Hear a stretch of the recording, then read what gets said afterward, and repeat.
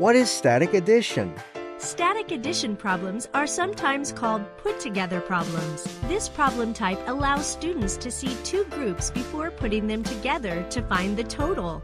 For example, here are 4 green apples and 2 red apples. How many altogether?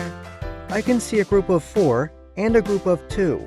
When I put them together, I have 6.